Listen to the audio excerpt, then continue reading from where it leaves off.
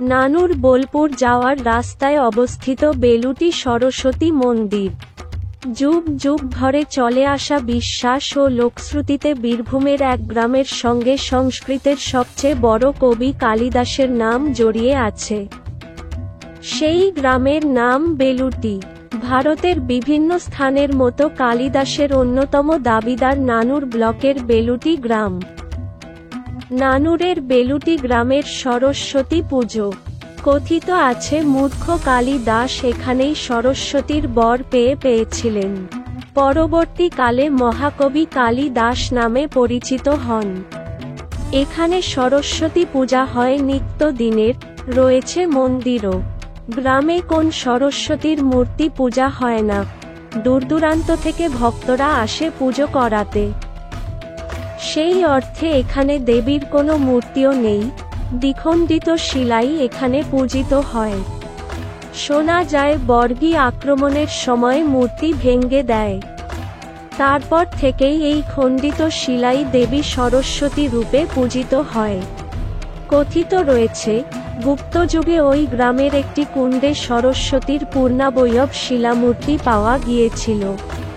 তা প্রতিষ্ঠা করে পুজোর প্রচলন হয়।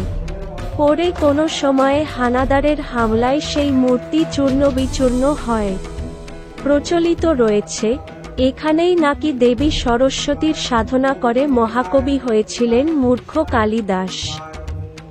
প্রামাণ্য কোনো তথ্য বা নথি না থাকুক, ওই বিশ্বাসে ভর করেই বছরের পর বছর ধরে পুজোর দিনে প্রত্যন্ত গ্রামটিতে ভিড় জমান অনেকেই। কেন সরস্বতীর অন্য কোনো মূর্তি পুজো করা হয় না?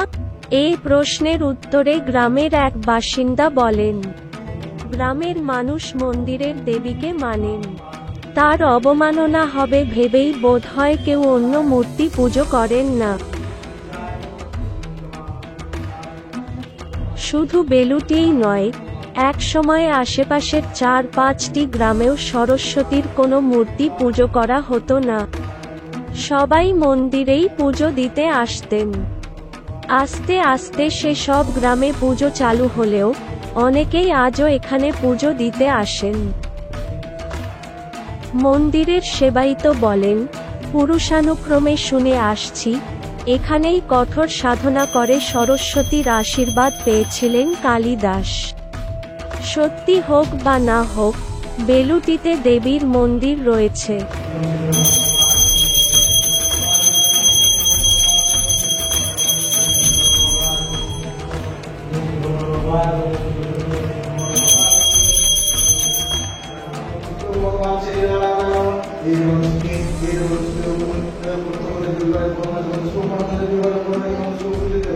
ओम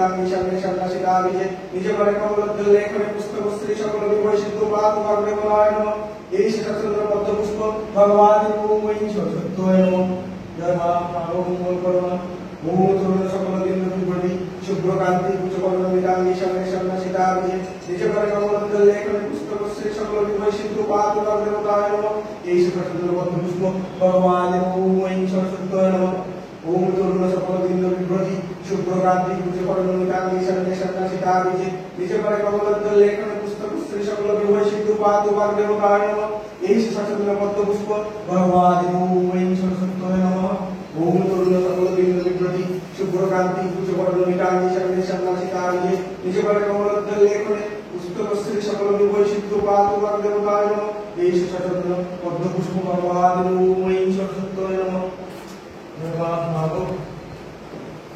ওম তরুণ সকল বিন্দু বিভ্রতি শুভ্রকান্তি কুচবর্ণমিতাঙ্গে সামনে সন্ন্যাসিতামিকে নিজ পরে কমলোদ্দলে করে পুস্তকশ্রী সকল বিভয় সিদ্ধ পাদু পাদে কোথায় নমঃ।